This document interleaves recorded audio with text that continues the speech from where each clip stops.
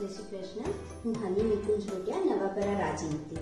હું આભાર માનું છું કે મને આ માસ્ટર શેફમાં આવવા મળ્યું, બધાને ટેલેન્ટ શો કરવાનો મોકો મળ્યો. આજની મારી રેસીપી છે મેરીગોલ્ડ ટાવર અને સોયા સ્ટીક ભેલ.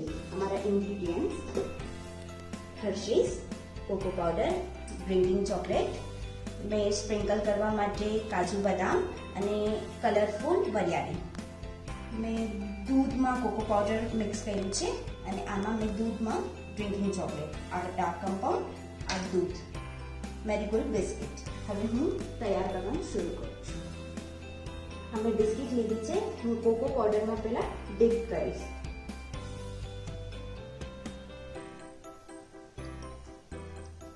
પછી હું એમાં ડાર્ક ચોકલેટ સ્પ્રેડ કરીશ.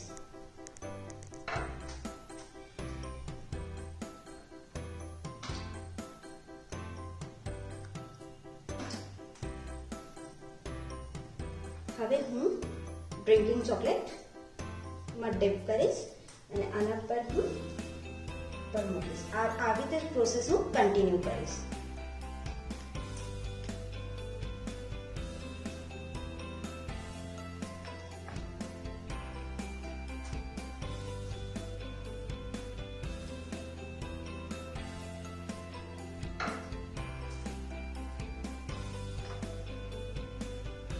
આ પ્રોસેસ હું કન્ટિન્યુ કરીશ.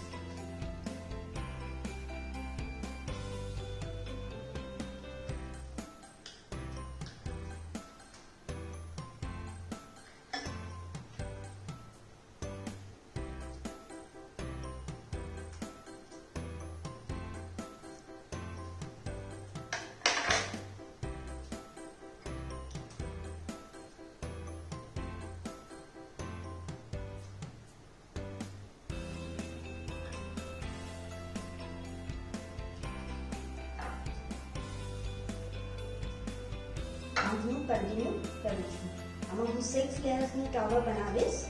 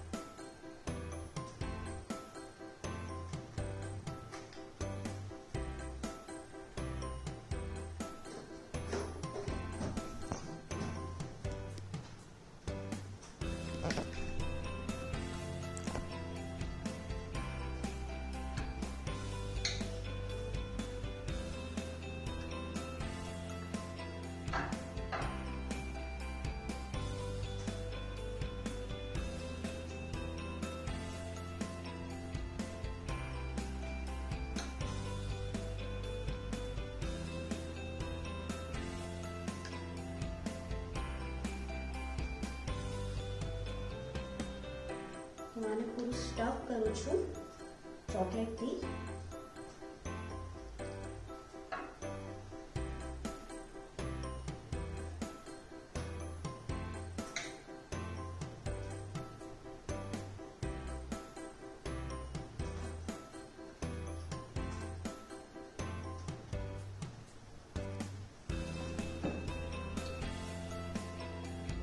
હવે હર્શીઝ નાખું છું ઉપર ડેકોરેશન માટે.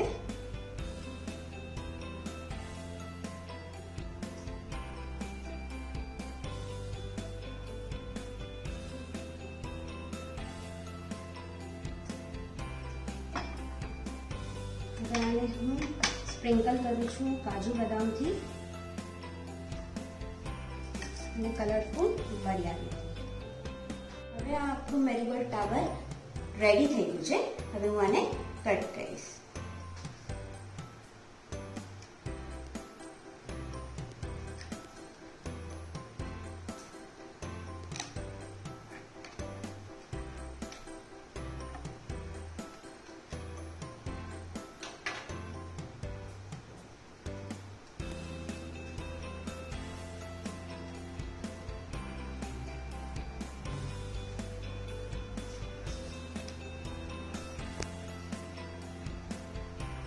સોયા સ્ટીક ભેલ બનાવવાનું સ્ટાર્ટ કરું છું. આ સોયા સ્ટીક લીધા મેં, એમાં હું કાંદા નાખીશ. આમાં મેં વધારે મસાલાનો યુઝ નથી કર્યો કેમ કે સોયા સ્ટીકમાં ઓલરેડી મસાલો હોય. આ કાંદા લીધા, આ ટમેટા નાખ્યા મેં એમાં, આ કાકડી નાખી,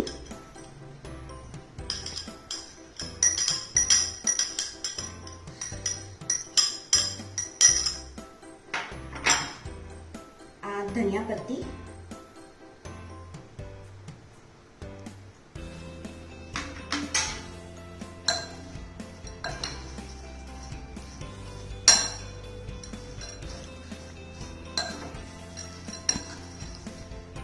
હવે આમાં થોડુંક હું ચાટ મસાલો નાખીશ.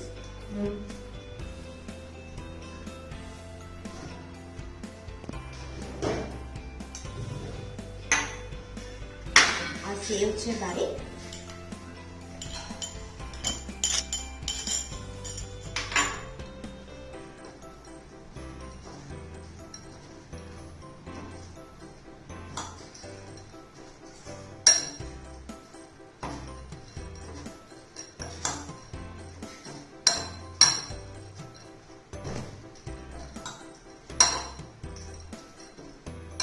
આમાં ચીઝ ક્યુબ સ્પ્રેડ કરી દઈશ.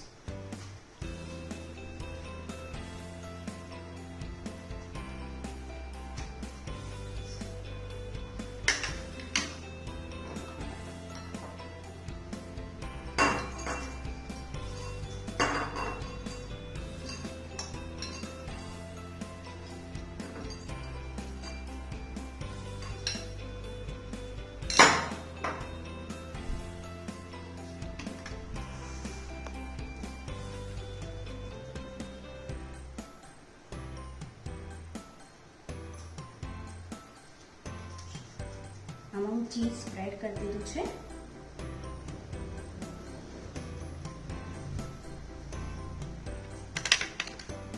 અમારું રેડી છે ભેલ બનીને. હવે આપણી રેસીપી રેડી છે. આ ઇવનિંગ ફૂડ માટે બહુ સારું છે અને બાળકો માટે બહુ હેલ્ધી છે અને આપણે ઘરે બી ટ્રાય કરી શકીએ. હું આશા કરું છું આપ સૌને આ રેસીપી પસંદ આવશે. જય શ્રી કૃષ્ણ.